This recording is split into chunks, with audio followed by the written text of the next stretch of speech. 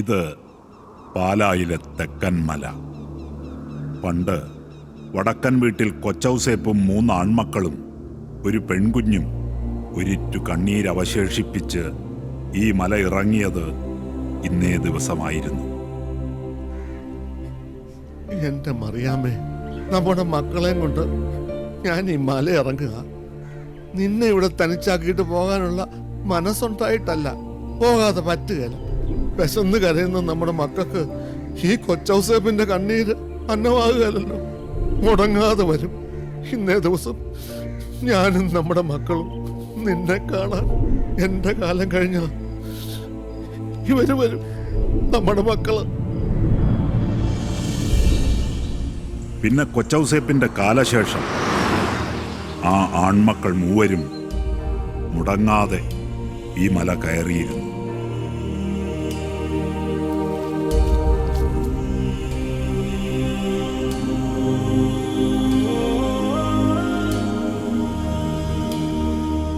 കൊച്ചൗസേപ്പിന്റെ കഠിനാധ്വാനവും കണ്ണീരും, പിന്നെ നിങ്ങളെ 3 ആൺമക്കളുടെ ഒത്തൊരുമയും പ്രയത്നവും, അതിൽ നിന്നുണ്ടായ സ്വത്തും സമ്പാദ്യവും സ്വന്തമാക്കാൻ നന്നായി സ്നേഹിച്ചു കഴിഞ്ഞാൽ നിങ്ങളുടെ മക്കള് അന്യോന്യം കലയിക്കുന്നു. അതും വടക്കം വീട്ടിൽ തറവാട്ടില്. എന്നതാ കുര്യച്ച താനീ പറയുന്നത്? കണ്ടത് സ്വപ്നമാണെങ്കിലും അത് തന്നെ ആവർത്തിച്ച് കണ്ടപ്പോ ഉള്ളിലൊരു പേടി. നാളെ ആ തറവാട്ടുമുറ്റത്ത് കണ്ട ആ സ്വപ്നം യാഥാർത്ഥ്യമായാൽ ആ കല്ലറ കിടക്കുന്ന അപ്പന്റെ അമ്മയുടെ മുന്നിൽ ഞങ്ങൾ ഈ മക്കൾ തോറ്റുപോകു വച്ചോ. എന്റെ അച്ചോ, ഇതായി ചേട്ടായിയുടെ കുഴപ്പം. ചുമ്മാ മനുഷ്യനെ പേടിപ്പിക്കാൻ. ഇതാ പണ്ടുള്ള കാരണവന്മാര് പറഞ്ഞ് കിടക്കുന്നതിന് മുമ്പ് പ്രാർത്ഥിച്ചിട്ട് കിടക്കണമെന്ന്. ഇങ്ങനെ വിഷമിക്കേണ്ട കാര്യമൊന്നും ഇല്ലെന്ന് ഞാൻ ഈ ചേട്ടനോട് പറഞ്ഞാണ് എൻ്റെ അച്ചോ. ഇനി എന്നെ അന്ന് അച്ഛനങ്ങ് തീരുമാനിച്ചേക്ക്. കളക്ടറും പോലീസും മന്ത്രിയും ഒക്കെയായി നന്നായി ജീവിക്കുന്ന ഞങ്ങളുടെ മക്കൾക്ക് കുടുംബസ്വത്ത് വിധിച്ചു കിട്ടിയിട്ട് വേണ്ടാന്നറിയാമല്ലോ. പക്ഷേ കാലം അത്ര നന്നല്ല. ഇപ്പോഴത്തെ മനുഷ്യർ നെട്ടോട്ട് ഓടുന്നത് സ്നേഹിച്ച് ജീവിക്കാനല്ല, തമ്മിൽ തല്ലാനും തല്ലിക്കാനുമാ. ഞങ്ങൾക്ക് 3 പേർക്കും കത്രീനയ്ക്കും ആ തറവാട്ട് വീടും പിന്നെ ഈ കുടുംബക്കല്ലറയും അത് മതി, ധാരാളം. അപ്പന്റെ കഷ്ടപ്പാടും ഞങ്ങൾ മക്കളുടെ വളർച്ചയെല്ലാം നേരിട്ട് കണ്ടിട്ടുള്ള അച്ഛനോട് പറഞ്ഞിട്ടാവാമെന്ന് കരുതി. ഇക്കാര്യത്തിൽ കത്രീനയുടെ തീരുമാനം ചോദിച്ചു. ഏതു നേരവും കണ്ണീരും പ്രാർത്ഥനയുമായി കഴിയുന്ന അവളുടെ ജീവിതം തന്നെ തെറ്റായ ഒരു തീരുമാനത്തിന്റെ ബാക്കിയാണല്ലോ. അവൾക്ക് പിന്നെ പ്രത്യേകിച്ച് കർത്താവിന്റെ ഇഷ്ടാനിഷ്ടങ്ങൾ എന്നാന്ന് നമ്മൾ മനുഷ്യർക്ക് അറിയില്ലല്ലോ. എന്നതായാലും നല്ല മനസ്സുകൊണ്ടെടുത്തൊരു തീരുമാനമല്ലേ, അതിന് കർത്താവിന്റെ അനുഗ്രഹം എപ്പോഴും ഉണ്ടാവും. മനസ്സുകൊണ്ട് ഞാനും പ്രാർത്ഥിച്ചോളാം.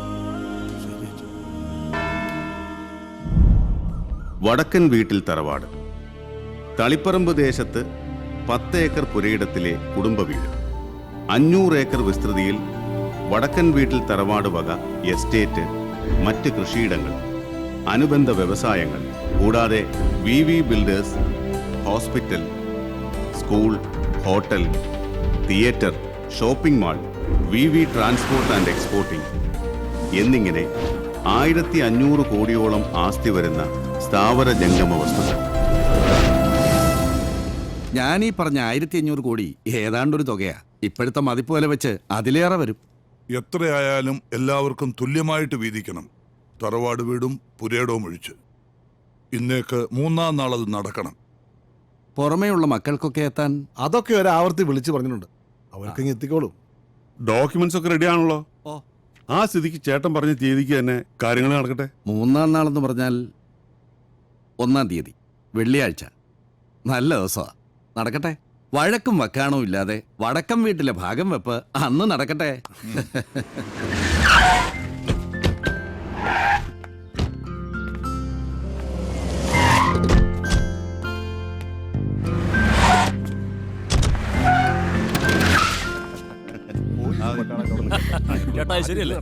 ഇതാണല്ലോ പ്രധാന കാര്യം. എന്തൊരു ഒത്തൊരുമ! ഇതാണ് മാതൃകാ കൂട്ടുകുടുംബം. ഇക്കാലത്തെ ന്യൂക്ലിയർ ഫാമിലികൾ ഈ കൂട്ടായ്മ കണ്ടു പഠിക്കട്ടെ.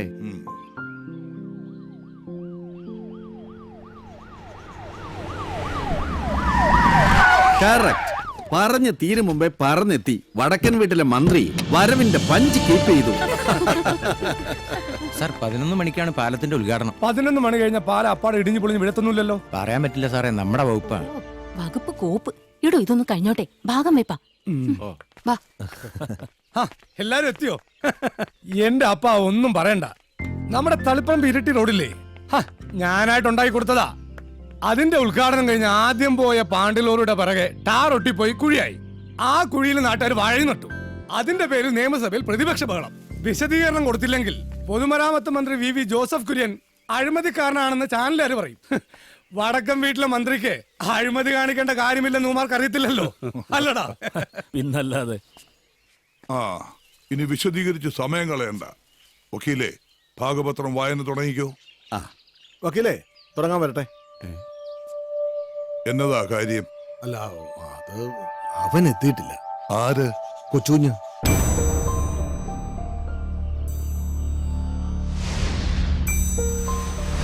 എത്തിയിട്ടില്ലെന്നോ? ഇന്നലെ രാത്രി തന്നെ അവൻ ഇങ്ങ് എത്തുമെന്നാണല്ലോ അവൾ എന്നോട് പറഞ്ഞത്. അവനെ പ്രസവിച്ച തള്ള കത്രീനെ.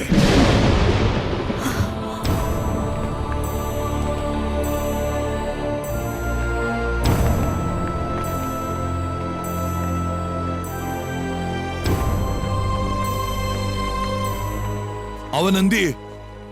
നിന്റെ സന്തതി ഇന്നലെ ഞാൻ വിളിച്ചപ്പോ എന്നോട് പറഞ്ഞത് ബാംഗ്ലൂരിൽ നിന്ന് വന്നോണ്ടിരിക്കുക, നേരം വെളുക്കുന്നതിന് മുൻപേ ഇങ്ങ് എത്തുന്ന. എന്നിട്ടെന്നാ അവന് മാത്രം ഇതുവരെ നേരം വിളിച്ചില്ലേ? അവൻ എത്തുകയല്ല, ഞാനതൊരു 1000 തവണ പറഞ്ഞതാ. മനുഷ്യനെ ഒരുമാതിരി കൊരം കളിപ്പിക്കുന്ന പണിയാ, അത്രേ ഉള്ളൂ. ഇതൊന്നും അല്ലെന്നേ, മൂക്കറ്റം കള്ളും പോന്തി ഏതവന്റെങ്കിലും പരിയമ്പുറത്ത് കയറി മൂടിപ്പോച്ച് കിടപ്പുണ്ടാവും. അപ്പ എന്നെ കൊണ്ടൊന്നും പറയിപ്പിക്കണ്ട. നിർത്ത്. എനിക്കിപ്പോ അറിയണം ആ താന്തോന്നി എവിടെ ഉണ്ടെന്ന്. എനിക്കിപ്പോ അറിയണം. തങ്കച്ച, വിളിക്കവനെ. വടക്കൻ വീട്ടിൽ കൊച്ചുകുഞ്ഞിനെ വിളിക്കാൻ. വടക്കൻ വീട്ടിൽ കൊച്ചുകുഞ്ഞ്, വടക്കൻ വീട്ടിൽ കൊച്ചുകുഞ്ഞ്, വടക്കൻ വീട്ടിൽ കൊച്ചുകുഞ്ഞ്.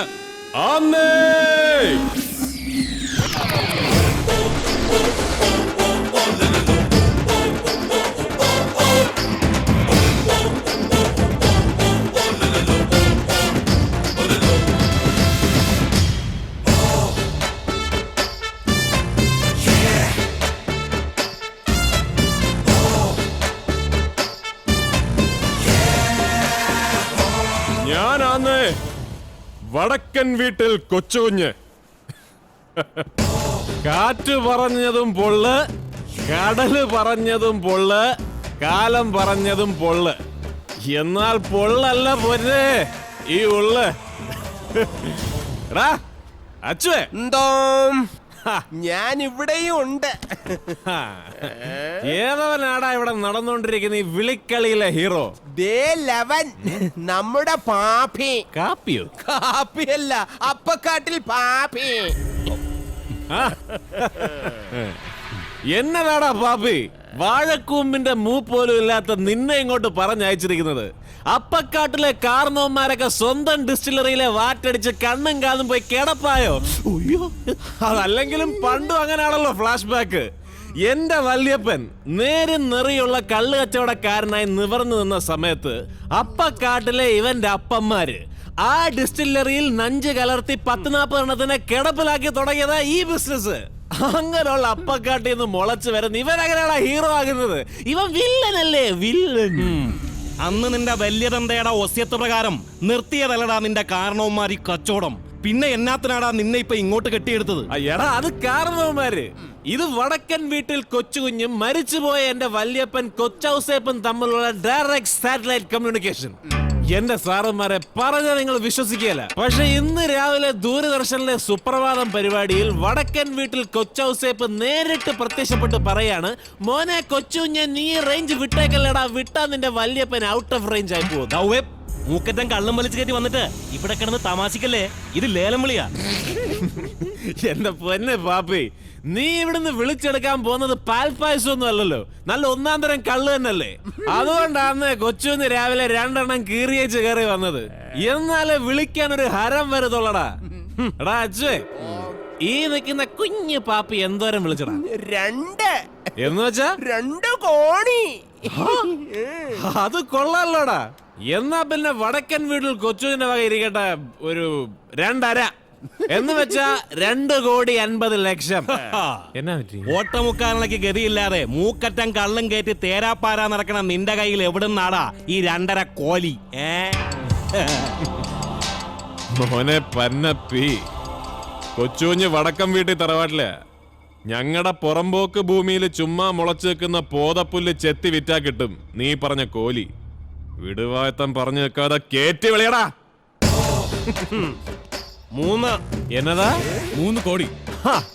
അത് ശരി. എന്നാ പിന്നെ ഇനി വേറെ ഒന്നും നോക്കാനില്ല. 5. ഓഫീസർക്ക് മനസ്സിലായില്ലാന്ന് തോന്നുന്നു. 5 കോടി, ഐ മീൻ 5 കോട്സ്. എടാ അച്ചു, 5-നൊരു പഞ്ച് പോരല്ലോടാ. അയ്യോ പാവം, എന്നാൽ കേട്ട് വിളിച്ചോട്ടെ കൊച്ചുകുഞ്ഞ്. 5 കോടി 50 പൈസ. ഈ ശബ്ദം ഞാൻ എവിടെയോ കേട്ടിട്ടുണ്ടല്ലോ. എന്നാ പറയുന്നടാ പാപ്പി? അതെന്നാ പോക്കടാ കോപ്പേ. ഈ കൊച്ചുകുഞ്ഞിനോട് ജയിക്കാൻ ഒരു 50 പൈസ ഇല്ലേ നിന്റെ അപ്പന്റെ കാട്ടില്? ആണാണെ കേറ്റി വിളിയടാ. 5 കോടി 100 പൈസന്ന്. അതല്ലെങ്കിൽ ഞാൻ ഇപ്പൊ വിളിക്കും. നിന്റെ അപ്പൻ അപ്പക്കാട്ടിൽ കുട്ടപ്പന്റെ അപ്പൻ കറിയാച്ചന്റെ അപ്പന് വിളിക്കും. പോടാ. സൈലൻസ്. ലേലം ഉറപ്പിക്കാൻ പോകുന്നു. വടക്കൻ വീട്ടിൽ കൊച്ചുകുഞ്ഞ് 5 കോടി 50 പൈസ. 1 വട്ടം, 2 വട്ടം, 3 വട്ടം.